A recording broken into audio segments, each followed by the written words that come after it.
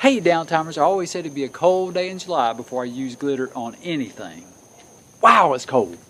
1, 2, 3, 4, 5, 6, 7, 8, 9, 12. Hey guys, one thing I've learned since I've been crafting for our miniature game is it's always a good idea to let your family and friends know that you enjoy crafting for your miniature games, because sometimes you'll have really cool family and friends who will give you things like this. And the kids, of course, love the nasty cupcakes. But once you get it cleaned up, you see the top here could be turned into a prison or a column or some sort of invisible barrier or some sort of spell effect or even an icy prison.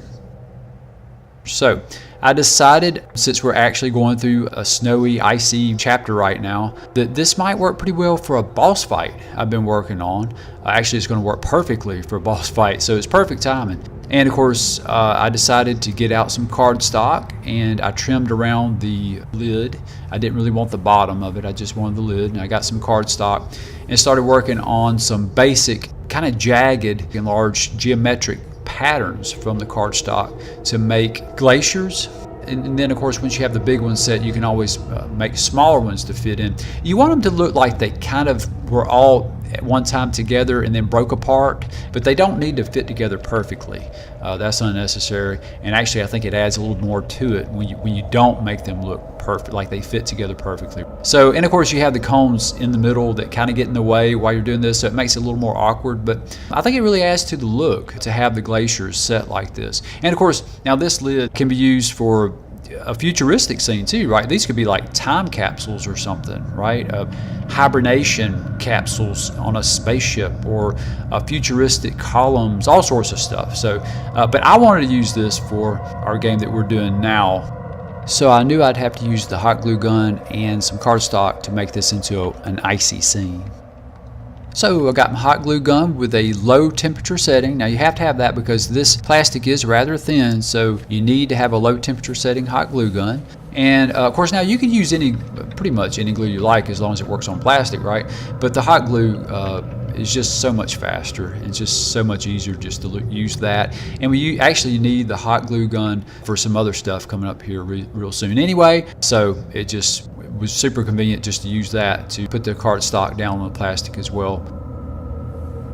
One thing you want to make sure you do when you're gluing the shapes down like this is you want to do one at a time, right? And you want to pay close attention to where the shape is, how it's rotated, where it's positioned, and how it's positioned in relation to the shapes around it, right? Because you don't want to glue the shape down, slightly rotated, or set incorrectly, or put in the wrong place, or anything like that. So just do one at a time and pay close attention to how it's set so you can glue it down correctly.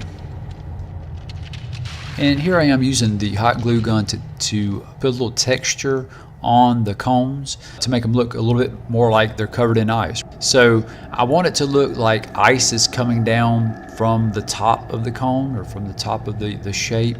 So I'm just simply putting some hot glue on top and kind of pushing it down the edge of each one of these.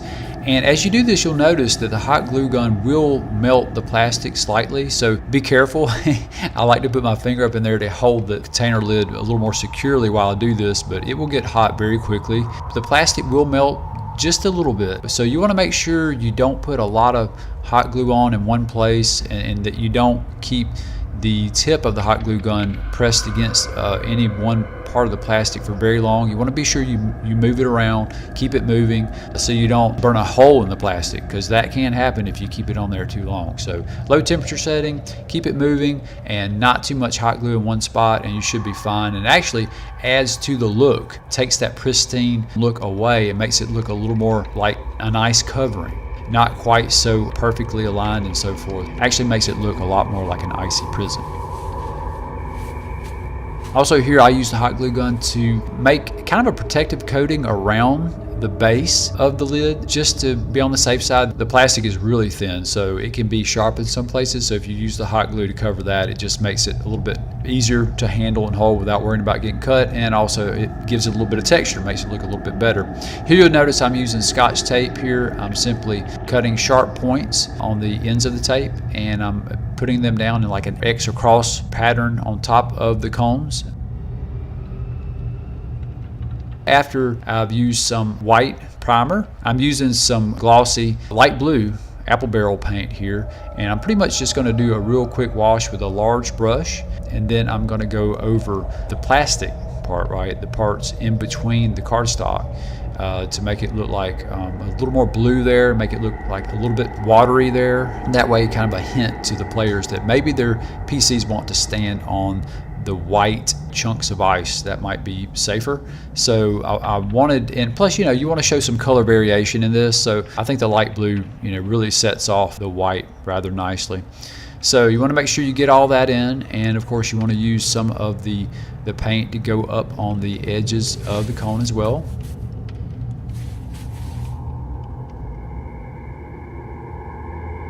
And then I'll use some satin white to go over the icebergs, and mostly just doing kind of a dry brush, definitely not a wash. It's more like a dry brush mostly around the edges of the icebergs, just to set them off a little bit more with the light blue background, to make them look a little bit more like cold chunks of ice sitting on top of freezing waters, right? So just to have that contrast, and it really sets them off and really makes them look a little more convincing, like they're chunks of ice sitting on maybe a very thin layer of ice or even super cold water.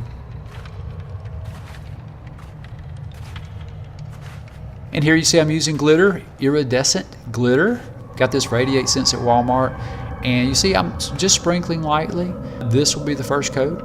And after I'm done with this, I'm going to put some clear gloss sealant over this. And you notice I've taken the tape off, and it's clear on top, and actually looks pretty nicely. Once you put that gloss down, I put it kind of 2 or 3 real light coats, and then I put some more glitter, iridescent glitter on that very lightly, and then I put a real light coat of the clear gloss. And as you can see, it turned out pretty nice. It looks, I was pretty happy with the look. The glitter makes it, they look like tiny pieces of ice, right? Little pieces of ice all over the place. So it looks really good. It definitely has that icy prison look. And of course I have the miniatures up under the lid here, up under the base. If you look closely, you can see them. I didn't want them to be obvious. You want it to be questionable. You want the players to look and go, well, I think that's a person. What is that? And then you want them to think, oh, wow, maybe I need to save them. And so they need to figure out how to save them, right? So maybe defeat the boss. I don't know. And also it could be that whatever is inside the icy prisons might be an enemy, right? So they might think they need to save whatever it is inside the icy prison, and they might end up in another bigger fight with an even more lethal boss. Or maybe it's an NPC that can help them with their quest. So there are a lot of different ways something like this can be used in your game. Hope you guys really enjoyed this. If you got anything out of it, if you would, please give us a like. Also, if you haven't already, please subscribe. And please share on social media and leave us a comment. We'd appreciate that.